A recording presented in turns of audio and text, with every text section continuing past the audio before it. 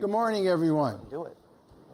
Good morning, and thank you for joining us this morning for what I believe is going to be a very interesting and exciting discussion around the business of prevention and wellness. And we've heard a lot at this conference already around the many opportunities that exist with regard to advances in prevention and the opportunities in wellness. And obviously, there's a great deal of conversation going on elsewhere, outside this room. So what we've decided to do with this particular panel is to really hone in and focus on the great opportunities that exist with regard to prevention and wellness, and particularly translating those scientific and technological opportunities into practical, applicable solutions that in fact really create a business model in terms of investment and return on that investment, not only for governments and societies, but also importantly for the providers and the payers of healthcare. So we really have a very prestigious and exciting panel. They're going to focus on this issue from the perspective of what has changed. We've been talking about prevention and wellness for a long time, decades in fact, and it's never seemed to really catch hold, if you will. But we're sensing that this is a different time. We're at a different place. And why is that? And what's changing and what will change to make it even more viable and even more exciting? And so are the concepts themselves different? Is the product that we're delivering different in some fundamental way? So has prevention and wellness initiatives themselves changed, perhaps by the advances, the impact of science and technology? What about the process? Has the process fundamentally changed in the way we're delivering both the messages and the opportunities to create a healthy, long-living society? So we brought together, and we're very pleased and fortunate to have an extremely prestigious panel of not just experts, but visionary experts, people who have really been pushing the envelope and have been a part of a transformation that may be making this much more viable. So we have Linda Fried, who is with us, and everyone has extensive biographies in the program book, so I'm not going to obviously read those. But one of the things that's extremely important about Linda and her presence here today is, as Dean of the Public Health School at Columbia and in her prestigious career, she's really been an innovator, and a leading innovator, even in taking on amazing challenges like the role of climate and health, but really helping us to push new frontiers, including our understanding of challenges of aging, and I certainly want to know more about that.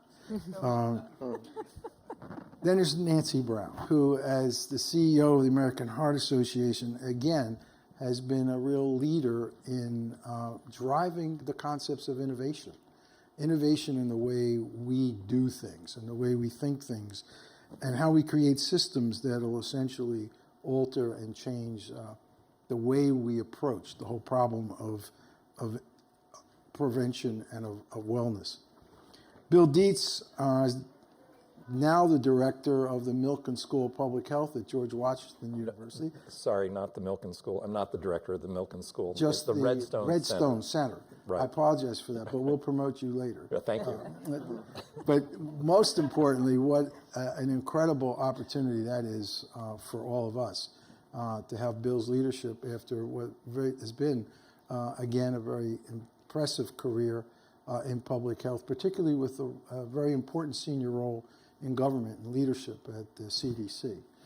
And then we have Steve Burd, who has been a passionate advocate in this area, now is the CEO of Burd Health, but all of us know him quite well as the former CEO of Safeway, where he began to look at prevention and wellness as an opportunity not only to improve the well-being of his employees, but to also improve the well-being of his business itself. And obviously, a great pioneer and a great transformer.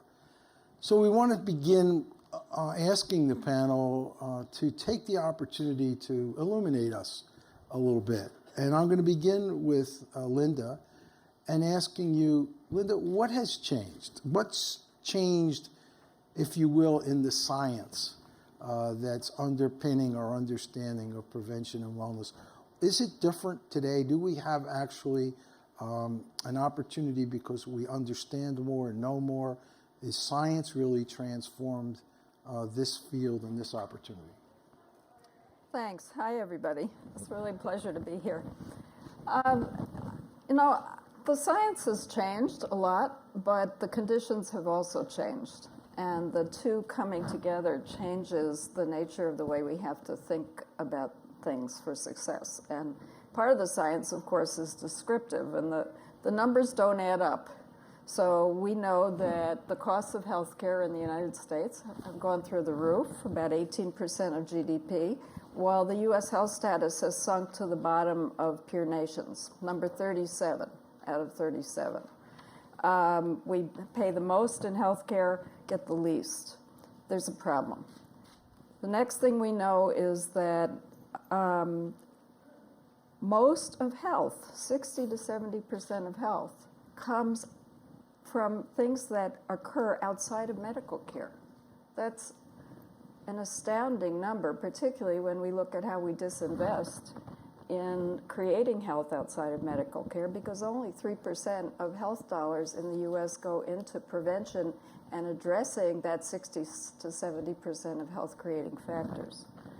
And then the next thing is that we know that for many of the things that affect our health, prevention is the best bet and has the highest return on investment.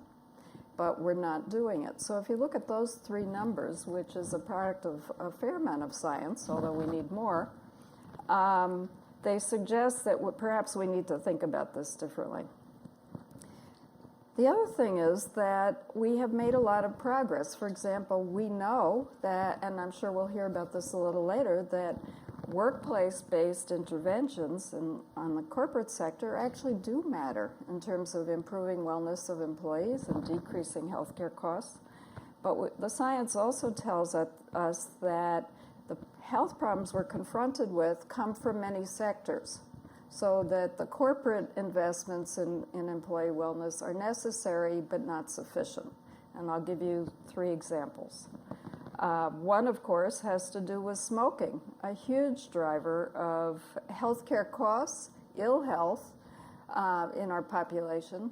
New York City, for example, has shown quite dramatically that while some of the interventions to decrease smoking work well in a physician-patient relationship, most of the action is what supports that outside of the office. So policies, regulations, taxes, norms, whether your friends smoke, whether your parents smoke, all of those things.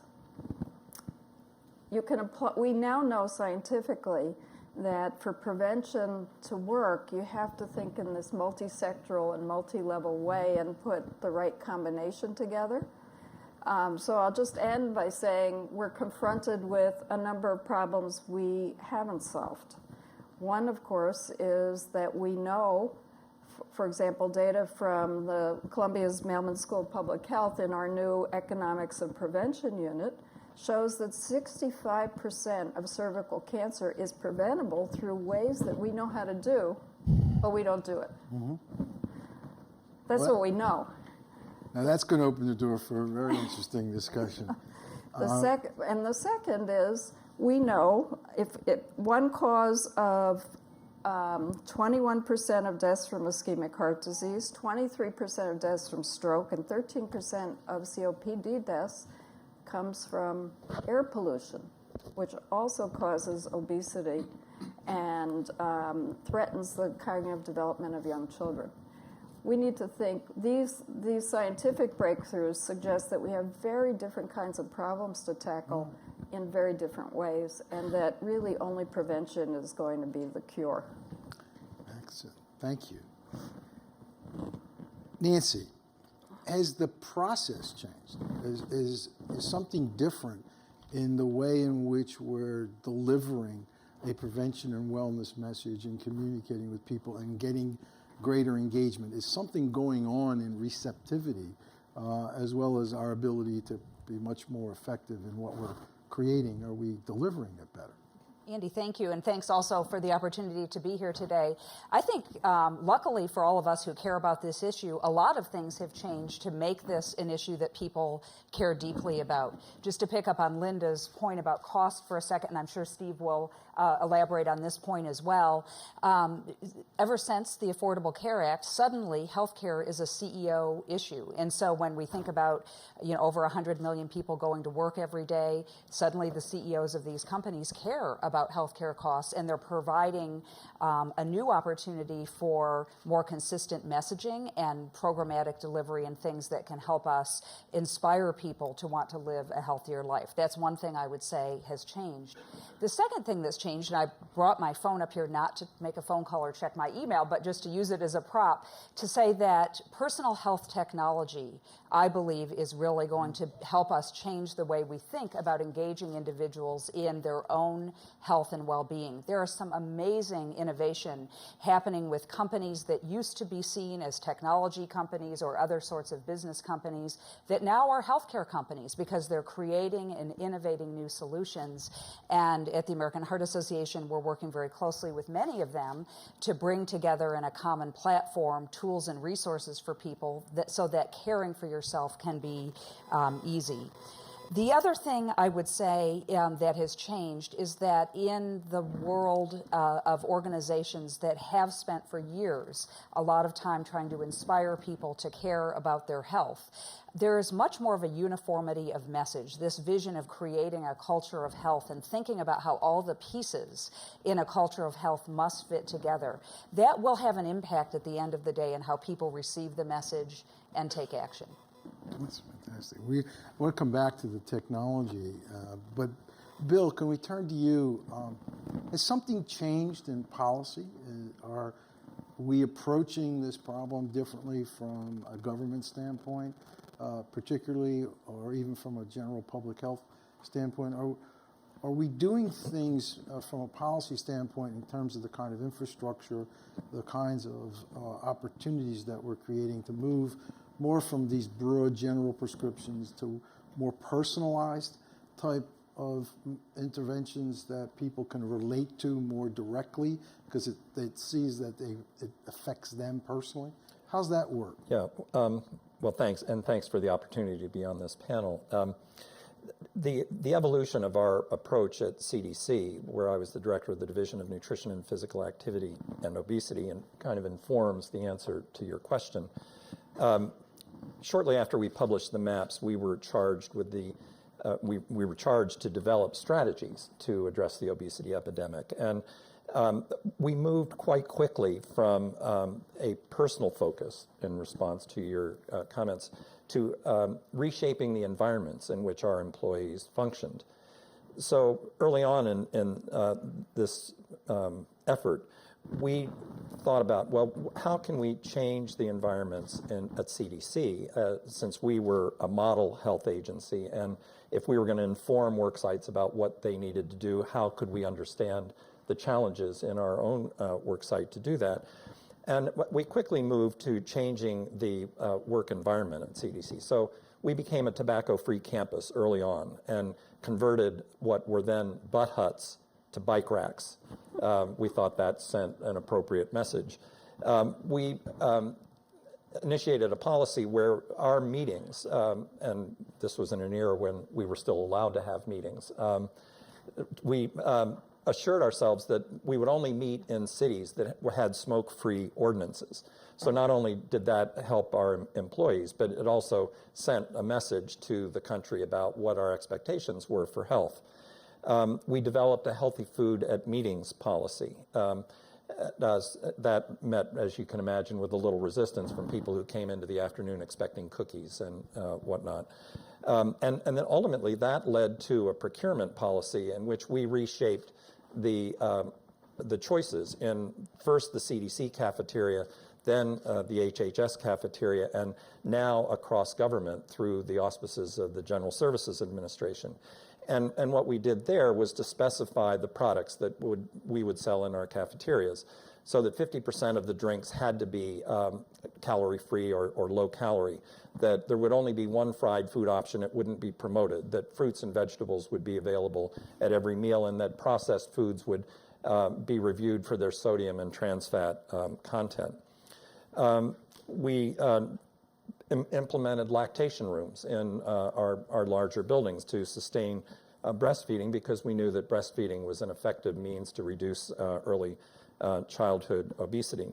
And at the same time we were doing this, we were developing an evidence base for some of these strategies. So one of the earliest efforts was through the Guide for Community Preventive Services, in which we looked at the literature to determine whether there was sufficient evidence that worksite interventions were an effective strategy to control overweight and obesity. And sure enough, there was a substantial literature to that effect, which supported the notion that if you implemented nutrition and physical activity interventions in work sites, that was a bona fide way to control weight.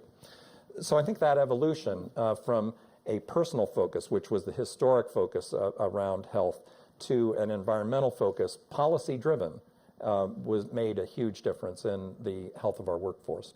That's great proof of principle. Thank you.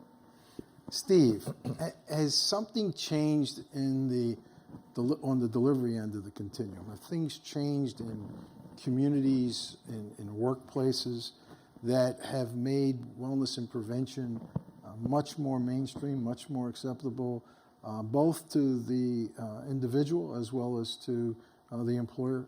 What's changing in the environment of the workplace that's making prevention and wellness more appropriate now? Well, I think that, if you just look at the numbers that you reviewed earlier, it looks like we're not making any progress on this. And I would draw an analogy here to maybe building a new house.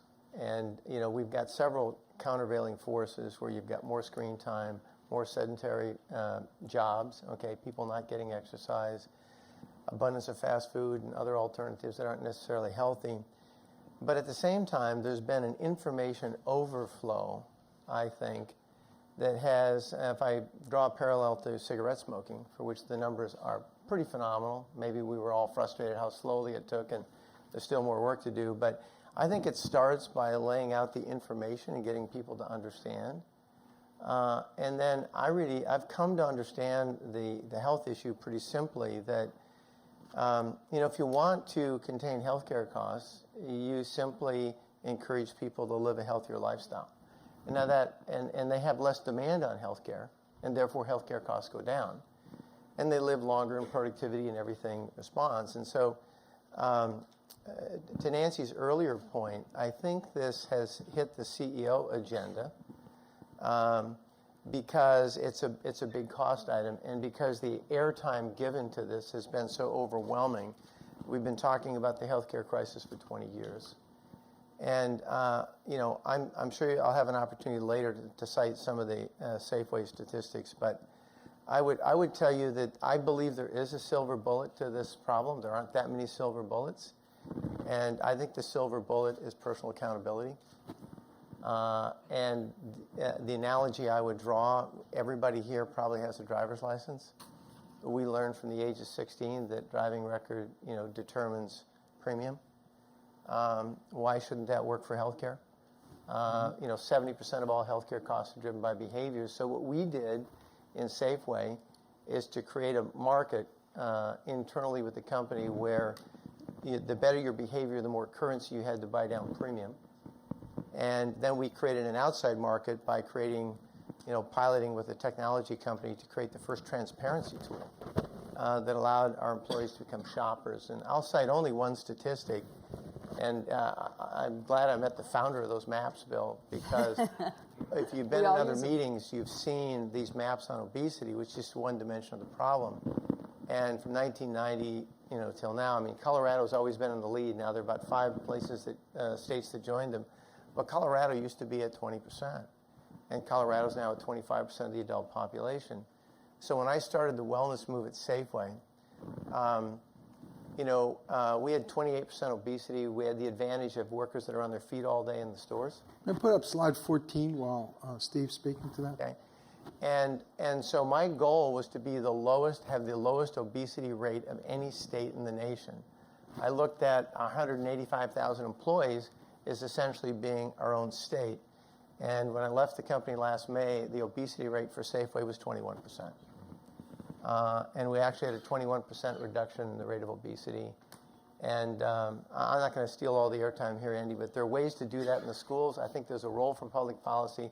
There's an overwhelming role for corporations because you can design your plan and you can control and encourage behavior, and it works magically. So where people worry about the lack of progress, I say if you just focus on the silver bullet of personal accountability, if this were The Graduate, a remake of The Graduate instead of plastics, I would say personal accountability. Why don't we put up slide 18 to just put some of this into perspective as it relates to a return on investment and who, in fact, would benefit. And I want to drill into this a little bit more deeply by framing the question, okay, who's pain and who's gain? You've talked about personal accountability. Who's pain? Who has to belly up to the bar? Who pays? Who pays financially? Who has to engage? Is it government? Is it the payers? Is it people? If it's all of them, what do each of them have to do? So we have to invest. There has to be some pain in this process. Talk about that for a second, Sure. and then we can come back to okay, who gains? Yeah. And where's the ROI? I think everybody gains. Who pays first? And I think everybody pays. Okay. Okay. Now, I think healthcare plans in the corporate world have changed, probably driven more by rising costs than any sort of underlying desire to sort of change their, the fundamental economics. In other words, more high deductible plans. But we did most of our work at Safeway without the benefit of a high deductible plan. But I think you have to align the interests of the employer with the employee, and both have to be payers. And when they win, they both win. And so and frankly, the return on investment, I would argue, is instantaneous.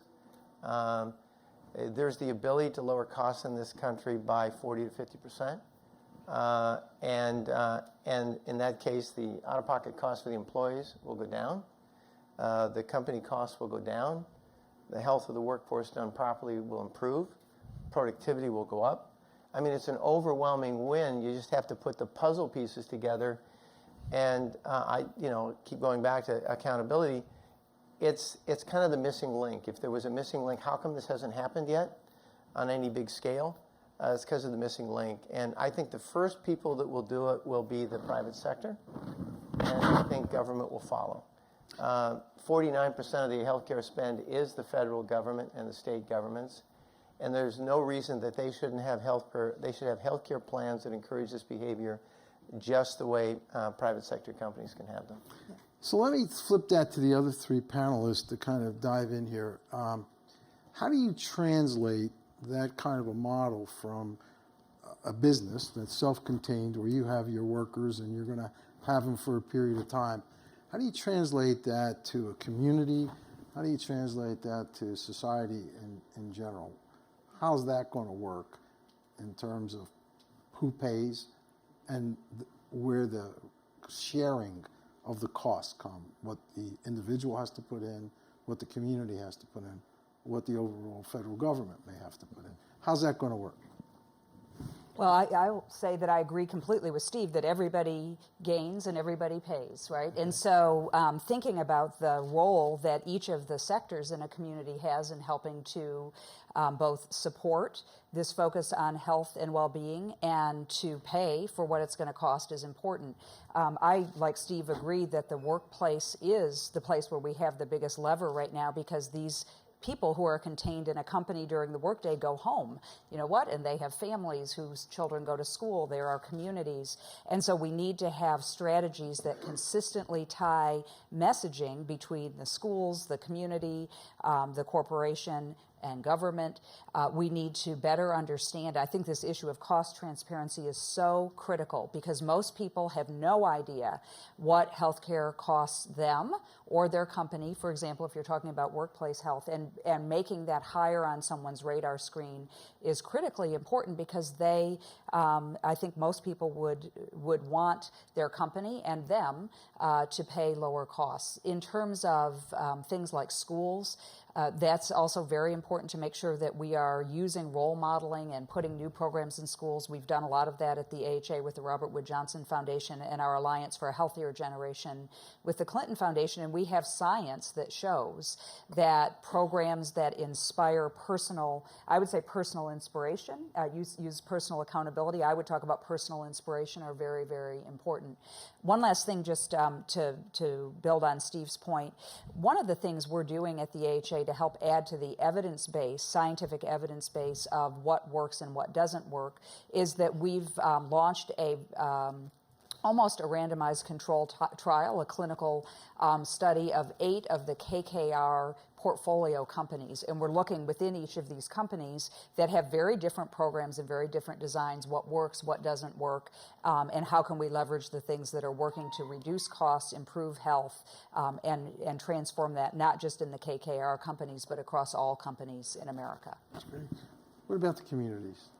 So I would say that the point that both of you have made actually is that while personal accountability, personal inspiration is an important component, that the envelope in which people sit determines whether they can enact that accountability. So if someone is in a corporation that's providing the conditions to be healthy, or the CDC, the conditions to be healthy, then it makes it a lot easier to be personally accountable. If you live, our public health scientists have shown that if you live in a neighborhood that's walkable, you will walk. And if you don't, you're much less likely to walk. And your body mass index, how overweight you are, is directly related to how walkable your neighborhood is.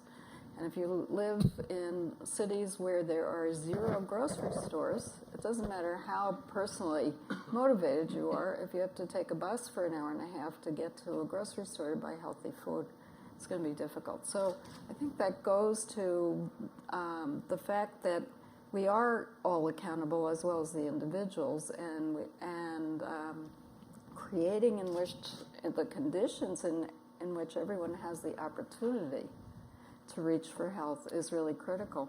Andy, could I just, I know I'm out of turn, but could I just comment on that for a second? Because one of the things that we did at Safeway, you know, you great example, sidewalks and things like that, but we created opportunities for the 5 o'clock soccer mom or soccer dad, okay, who is going to go to that soccer game, is going to sit there and watch it, and then go to a fast food place afterwards. I mean, two bad things. And so we created opportunities and provided information about how you could burn calories integrated throughout your day, so that we gave them hundreds of ways to burn calories, including outfitting yourself with a ear and microphone and pace the floor while talking on the phone. If you do that 6 hours a week, and everybody here talks on the phone 6 hours a week, you'll burn a half a pound a week just in that activity. So I think you take the envelope that you're in, and then you have to be thoughtful, about how you get your exercise and calorie burn in that process. Yeah. So, Bill, let's take that concept. I mean, this seems like a great opportunity for a public-private partnership. And some corporations, I'm familiar with GE, for example, that's partnering with the Clinton Foundation to look at Healthy Cities Initiative. They're not just confining it to their own workforce and their own buildings, but trying to work with the community more broadly, starting with the mayor and everyone else, to create a greater, healthier environment, to get to some of the problems that Linda's addressing, which is there's just some people who aren't in the system, not in capture. Can we really affect public-private partnerships to change the entire environment for health? Oh, I think so. Before I answer that, though, I wanted to make a couple of other points about your earlier question about costs, because we tend to focus on medical costs.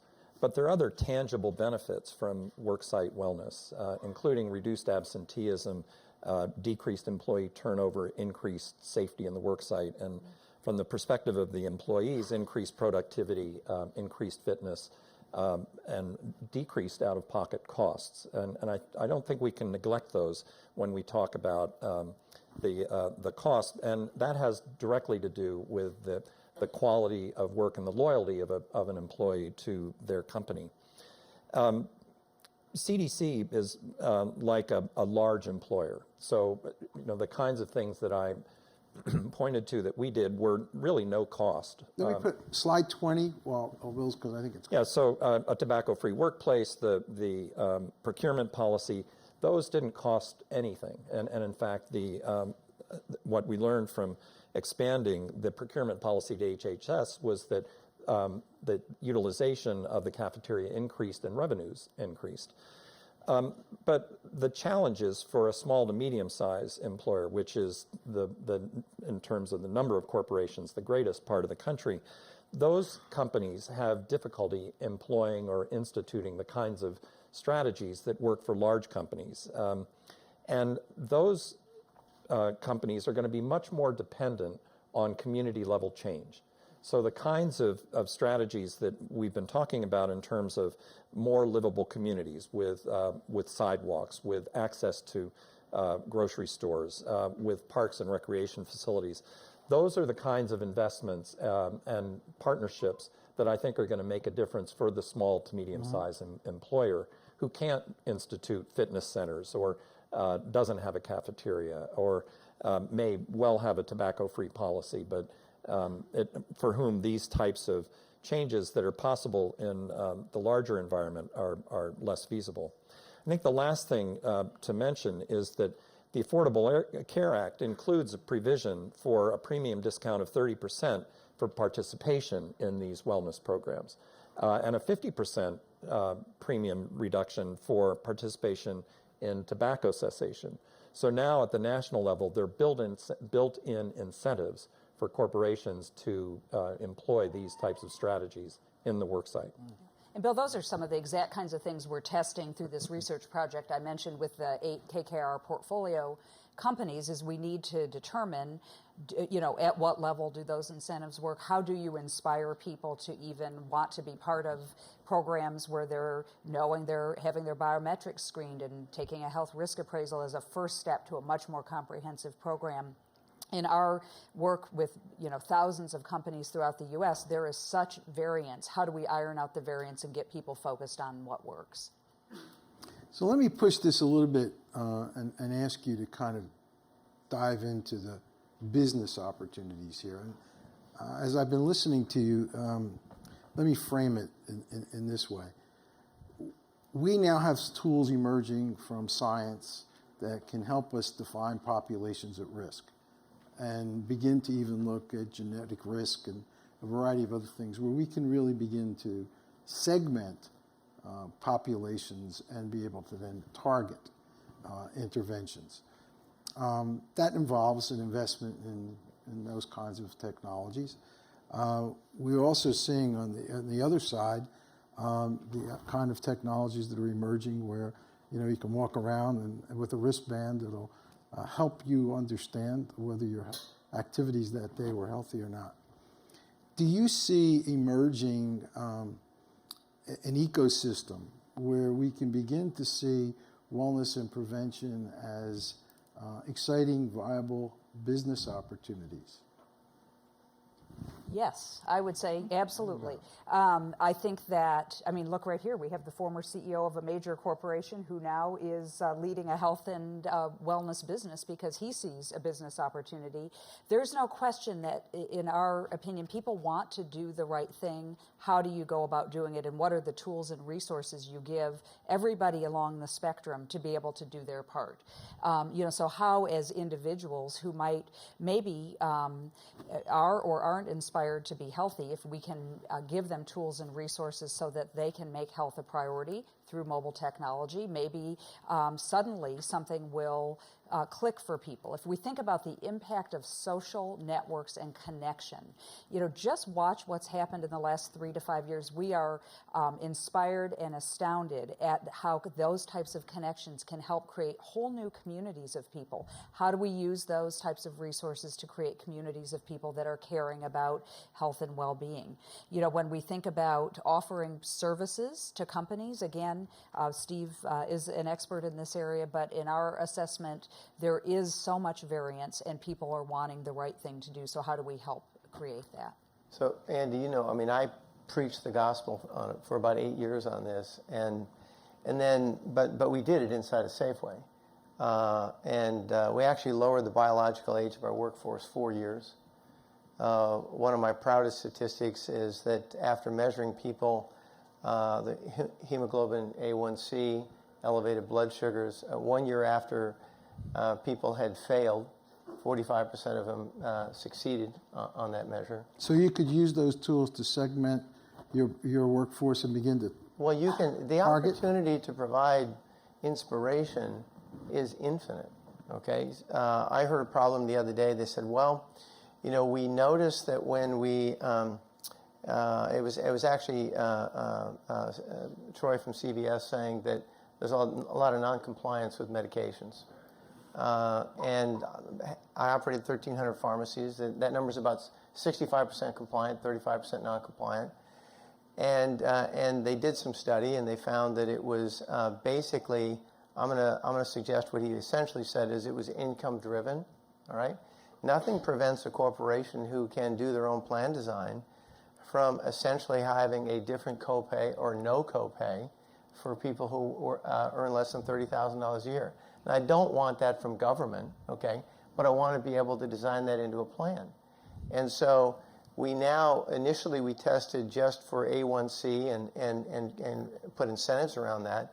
So if you're a diagnosed diabetic, you would fail that test. So for diagnosed diabetics, the incentive is to keep your A1C within a comfortable range and not take risk on the high side or the low side.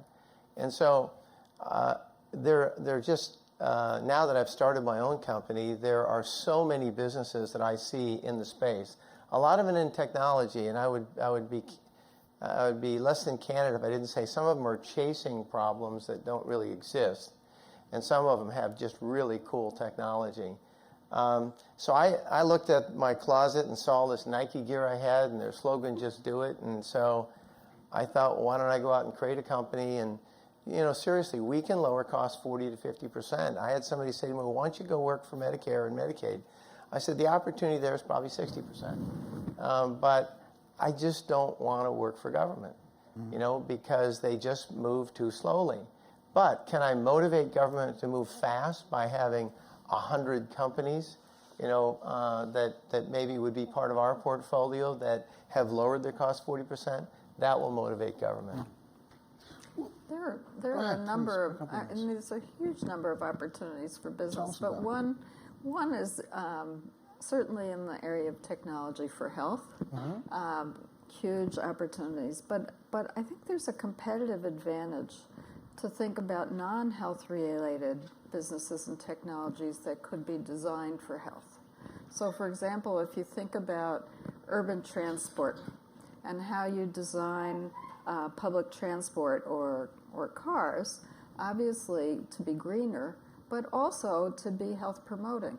Like, I would hope that by designing for those kinds of co-benefits, you're actually increasing the competitive edge of the product that's being marketed, because the public is going to, and government are going to increasingly value that. So you're creating a product that you anticipate people are going to want to have. Right. I'll give you an example. New York City, about 8 or 10 years ago, changed from diesel buses to hybrid buses. Why? Because the data showed that diesel buses that idled in poor neighborhoods were a large cause of the asthma epidemic in children. And the emissions were also harmful to health in many other ways. the company that could make that change got the bid. So there are many different ways in which the movement, for example, to green technologies, if also designed to be health promoting, could really bring multiple benefits in one product. Well, I'm going to ask Bill to comment on it from his experience in government, but one of the problems I saw was the difficulty in being able to match the pocket out of which the payment was coming and the pocket to which the return was coming. So someone's going to, at a community level, government level, invest in that green technology, et cetera. And we recognize that there's a return, public health, but we don't recognize where that is. Where is that dollar? So what do you see in terms of our ability to really make this, create a macroeconomic model where we really understand that $1 invested in a program where we can actually see the $3.30. It's there, it's real. I know how to spend it for something else, because for Steve, it's in his bottom line. How do we do that? Well, I don't know yet how we do that, but I think the opportunities are there to learn how to do that under the Affordable Care Act, where increasingly I think care is going to be incented for its prevention value rather than its treatment value. And I don't know quite how corporations are going to fit into that, into these exchanges and the more capitated type of care that I think we're going to see emerge. But there's certainly going to be an incentive for those communities or plans that invest in prevention to save costs and get increased compensation as part of the Affordable Care Act. But coming back to your question of segmentation, one of the things that I think we haven't talked about, and I'd be particularly interested in Steve's experience in this regard, we now have seen declines in the prevalence of childhood obesity in 14 communities and 6 states. But by and large, those declines have been limited to the white population, not African American or Mexican American populations. And part of the challenge, as we talk about the corporate response and worksite wellness, is that it doesn't. I don't know quite how we address the 20% of the population that's living in poverty or on marginal incomes, and doesn't have the time or access to the kinds of facilities that I think create effective prevention. So whereas worksite wellness and corporations of every size may make a difference, what do we do about that population which is underserved and increasingly accounts for the increased burden of disease? And Steve, I suspect your experience would speak to that, because my guess is that many of your employees were minimum wage. And so did you see a difference in the response to your program among those people who, was there stratification of the response based on where they sat in your corporate ladder? You know, we really made progress across the board in terms of the income strata. I think that you always have employees that struggle. So when I talk about the obesity reduction that we received, we were much better at people with a body mass index, 30 to say 35 or 36. When you got into that 40 to 45, that required more aggressive intervention. And I think you look at that stratification and then you design something that works for them. And I wanted to go back to the point about how you make sure you get a return. We're talking about wellness, which I think is the key. But when we lower costs, about half of that comes from wellness, and half of it comes from eliminating inefficiencies in the balance of the delivery system. So if you want to motivate and inspire people to play in the wellness game, you share with them the benefits that you get by doing a more efficient job approaching the delivery system. So in other words, money is money. And we made sure, we had $1 billion healthcare bill at Safeway.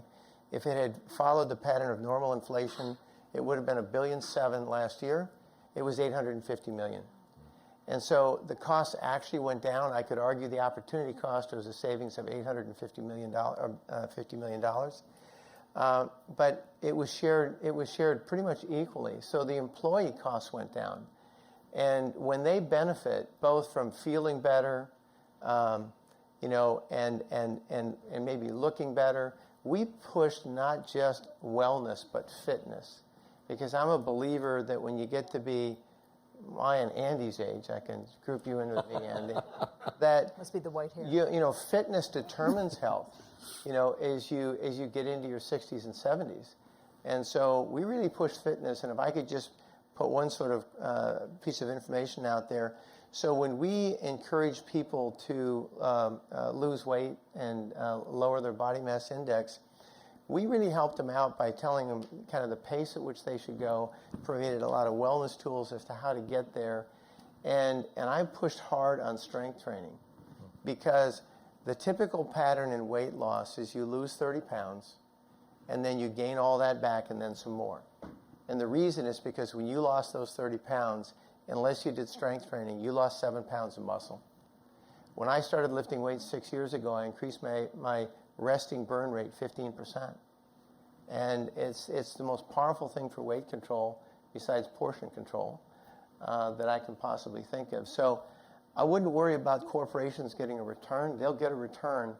And I think we should look at public policy that could actually bring everybody into the game. And I would offer just one thing, because I like to think of things that really would have an impact. The fact that one state in the country has required PE is just ridiculous. Okay? There's a school district in Illinois. Again, it's upper middle income, but we could tailor something for the other income levels. The average high school student in the country, high school students are 30% overweight, and in this school district it was 3%. And it was because they concentrated on cardiovascular fitness, aerobics. Every student ran a mile every day in gym class from 7th grade through 12th grade. And then they correlated, this is all documented in a book called Spark, and Spark was studying the relationship of exercise to how well you learn. And this school felt pretty good about their test scores, and so they entered an international competition in the late 90s, and they took first in science and sixth in math in the world. And high school students go and they swim for half a mile before they take their calculus exams on the final. So I actually think the solutions are there. It's just they're not. We've been great on the information, but I now think people need to take over, and I think the platform for progress has been laid. And I think technology and transparency and all those things will come into play. I think you'll make more progress on these issues in the next 10 years than you have in the last 200. This issue of creating an environment conducive to health is so important, you know, especially when you think about schools and people in underserved areas. You know, there's so many things that we can do through public policy to make a difference. One of the things we're doing with the Robert Wood Johnson Foundation and our Voices for Healthy Kids is focusing on 6 different policy levers that can help create this culture of health for people, for kids. For example, things like shared use agreements. Think about all of the empty school buildings, you know, that sit around after 3 o'clock when the school is closed. If those could be open for families to come in and get exercise in safe places. What about this? I see my friend Dean Ornish sitting over here. This influx of consumption of beverages with added sugar. So how can we make those less desirable through strategies like taxation and other kinds of things? How can we really focus on creating access to fresh fruits and vegetables and things that we may all take for granted, but they aren't taken for granted by a lot of people. And companies have a role in this, schools and communities have a role. We have, you know, the whole ecosystem, Andy, to your point, has to work together, and it's a combination of creating strategies that change the environment around people, but then inspiring people to care about their health. You know, I think the days of, you know, me telling you, you know, you need to do this, that really doesn't cut it in society today. You know, we can change the environment to make it harder for you to have a cigarette and make it harder for you to, or less desirable for you to buy a sugar-sweetened beverage and easier for you to walk to school safely. But at the end of every single day, people have to decide themselves What action are they going to take to improve their health? And how much do they value health as a central core component of their being? And that's some of the messaging we hope that our partners in healthcare and corporations and in government we can all work together to find the right way to message to people that the most important thing they have in their life is their health. Because it's that thing that you don't appreciate until you don't have it anymore. So how do we protect it early? Can you make that work? Can you make it work? I think we have to work together to make it work, but we can. We have to. And I would say, building on both examples, certainly the very exciting example, Steve, that you created at Safeway, we need to create the conditions that help people be healthy in every environment they're in order to kind of underpin a culture of health. Andy, one thing, if you think about, I think oftentimes people delay on this because you have to kind of move the idea of the consequences forward, because you're laying the path to future health problems now, and you don't necessarily see them, and that's why I'm so big on accountability. When my son turned 16, got a driver's license, and it's expensive in California, so as a parent, you end up paying for their insurance. As soon as he was able to pay for his own insurance, his driving record improved dramatically. Okay? Because he bore the consequences. Bill, I'm going to ask you if you can make it work, but I'm going to preface it with being a little bit provocative and taking a little bit of risk. Steve and I did a panel like this at the Milken Institute a few years ago. One of the panelists was Indra Nooyi, the CEO and chairman of the board of PepsiCo. And she left the panel discussion with a commitment that she was going to change snack foods and make them healthier, or less unhealthy than they are. And she did. She made that a real priority at Frito-Lay, et cetera. Until there was a significant pushback because of the decline in sales of beverages. And she was under a lot of pressure trying to transform a company. How's that going to work? Can government influence companies to change? Can there be policies, tax otherwise, whatever?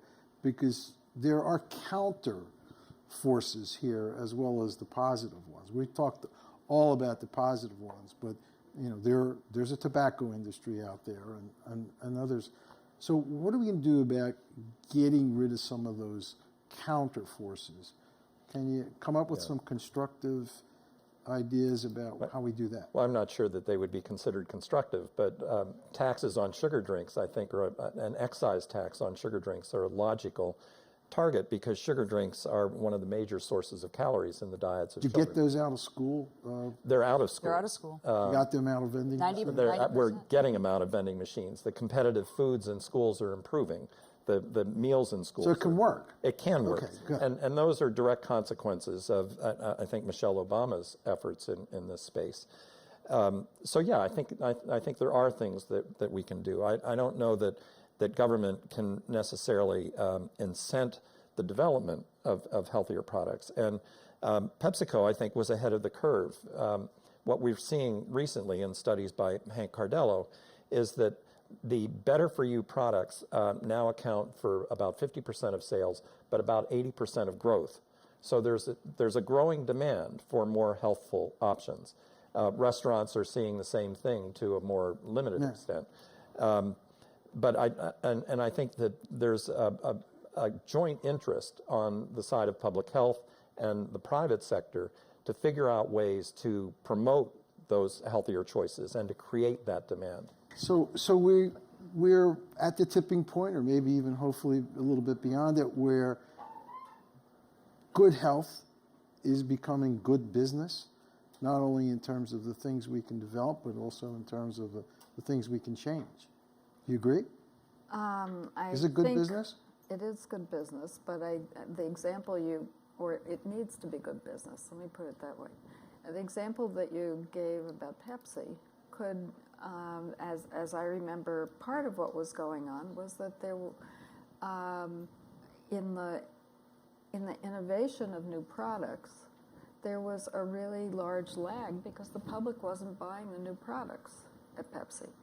And that and the public uptake was just as important as the offering. Yeah. And so to me that goes to get us over a tipping point where it requires the kind of discussions we're having here, where together we understand, the Institute of Medicine definition of public health is the actions we must take collectively to support the health of our whole population. So we're all in this one. So if we can talk it through together, if we can understand what we must do, because otherwise we endanger our well-being as corporations, as society.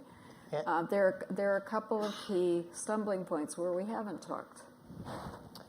Andy, I'd like to disagree a little bit here. I think I'm a big fan of tobacco taxes because you can't easily argue that if you only smoke a half a pack, you're not doing any harm. Okay, it's a fundamentally harmful product.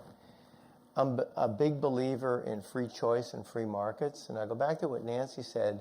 The problem is that the ecosystem is not complete, and healthcare plan design can complete that. So rather than tax, because the problem with taxing, I haven't seen all the science, but taxing, let's say soft drinks, is then, you just work down the list and you're taxing all these things, and pretty soon you're making choices for people. If people are instead, if they have to bear the consequences, as in a driving record, for their choices, and the system is a closed loop, you'll get the same result. And so, Pepsi and others, when you run a public company, you have a fiduciary responsibility, and as a retailer, you feel some compulsion I had a fiduciary, and you had to give people what they were demanded. You could steer them. And the highest growth area we had were natural and organic products. And we built one of the biggest brands in the shortest period of time called O Organic. So I think I would concentrate on closing the holes in the ecosystem because I think it is a purer form of solution. Now, there could be, you could probably convince me there are a dozen products for which they're like tobacco and we had a tax, but we'll show you the science. I think you'd really be inspired by the science, because I think it's quite clear cut on the amount of excess calories people consume a day from added sugars, and we are testing through some of our policy work consumption levels in places where taxes have been enacted. But I think this is another place where it is about how the pieces fit together. So absolutely, Linda, to your point, people have to want to buy the healthier products for companies to continue to produce and make them. Many of these large companies are putting enormous resources into new product innovation and trying to make healthy products the healthy choice, the easy choice. And we should really learn some lessons from people who have done that quite well. And I would say there is a role for government. Andy, to your earlier question, if you look at New York City and what they did, what they've done over the past 5 or 6 years on this issue of reducing sodium in the food supply. So they were, I remember being at the meeting when Mayor Bloomberg convened several CEOs of large food companies who have a big market share in New York and said, we need you to find a solution to the sodium in these food products, or I'll find a solution for you.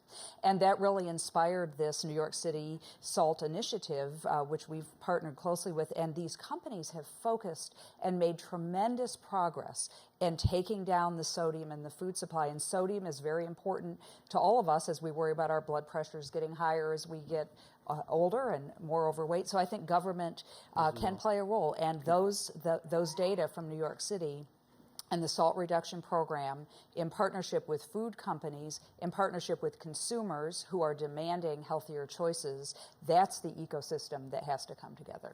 So we've got just a minute left, and I think what I've gained from this conversation and discussion is that we really are at a different time and a different place.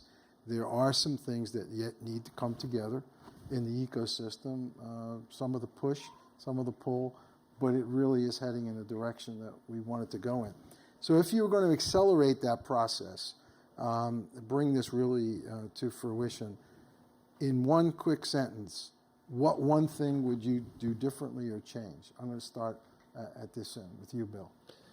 One of the unappreciated lessons from tobacco use was that when physicians stopped smoking and when hospitals eliminated their vending machines and cigarettes from their gift shops, that began to transform or change social norms. In the same way today that hospitals need to be the healthiest work sites on the planet, and physicians need to be the healthiest people in those work sites. Okay, good. I think to meet the U.S. needs, but also many other countries' needs for health system reform, which the next step after the Affordable Care Act is to ask what the evidence would suggest is a system that would create a health system that would create health. Okay. And it probably would look a lot different than what we have. Okay. I would find a way to make health personal to every single person in this country so that they could appreciate the value of their health for the rest of their life. Steve, what would you do? Similar to Nancy, I would advance the cause of personal accountability, and I would put physical education back in the public schools. Great. Well, thank you all, and thank you for being such an attentive audience. Thank you.